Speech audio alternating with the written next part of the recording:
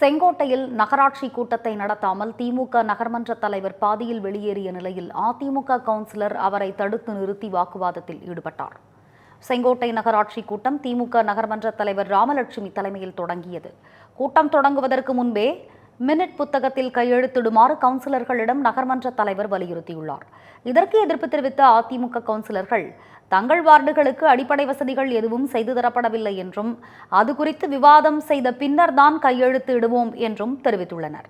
இதைத் தொடர்ந்து திமுக கவுன்சிலர்களுக்கும் அதிமுக கவுன்சிலர்களுக்கும் இடையே வாக்குவாதம் முற்றிய நிலையில் நகர்மன்ற தலைவர் அங்கிருந்து புறப்பட்டுச் சென்றார். இந்நிலையில் நகர்மன்ற தலைவரை பின்தொடர்ந்து சென்ற அதிமுக கவுன்சிலர் முத்துப்பாண்டி கூட்டத்தை நடத்தியே ஆக வேண்டும் என்று கூறி அவருடன் தகராறில் ஈடுபட்டார்.